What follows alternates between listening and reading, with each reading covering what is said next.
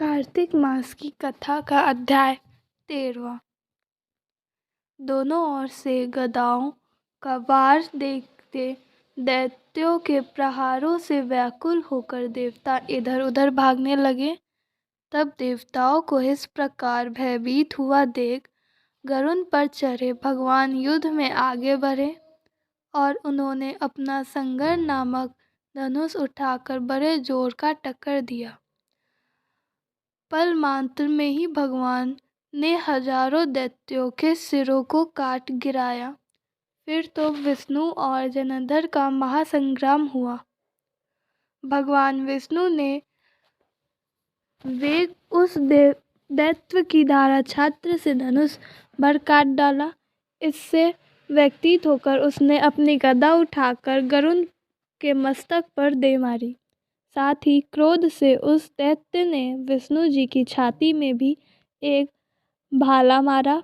इसके उत्तर में विष्णु जी ने उसकी गदा काट दी और अपने संग्राम धनुष पर चढ़कर उनके बीचने आरंभ किया। इस पर जनार्दन इन पर अपने पौने बरसाने लगा। उसने विष्णु जी को कई पौनों का मारकर धनुष को काट दिया।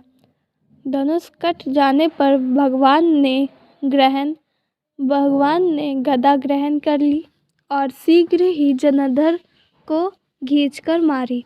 परंतु उस गतिवंत मृत गदा की मार से भी दैत्य को कुछ भी नहीं हुआ। उसने इस अग्निमूर्ख त्रिशूल उठाकर विष्णु पर छोड़ दिया। विष्णु जी ने शिव के चरणों का स्मरण कर नारद नामक त्रिशूल से त्रिशूल को छोड़ दिया। जनार्दन ने झटपटाकर भगवान विष्णु की छाती पर एक जोर का प्रहार मारा। उसके उत्तर में भगवान विष्णु ने भी उसकी छाती पर अपनी एक मूर्ति का प्रहार किया। फिर दोनों घुटने टेक बाहुओं और मस्तक से बाहुयुद्ध करने लगे। कितनी ही देर तक भगवान उसके साथ युद्ध करते रहे।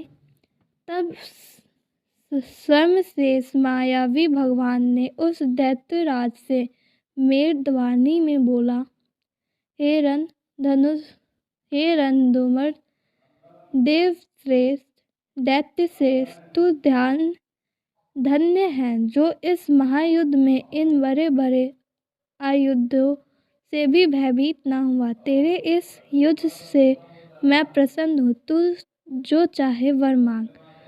मायावी विष्णु की ऐसी वाणी सुनकर जनार्दन ने कहा, हे भावुक, यदि आप मुझ पर प्रसन्न हैं तो यह वर दीजिए कि आप मेरी बहन तथा अपने सारे कुटुंबियों सहित मेरे घर पर निवास करें। नारद जी ने बोले।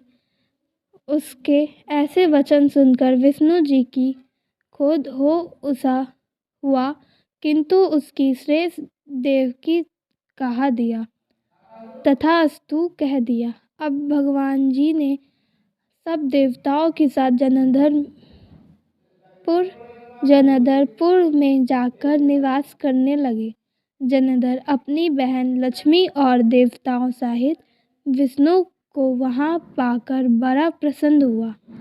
फिर तो देवताओं को पास जो भी रत्नियां थी सबको जनार्दन ने ले लिया।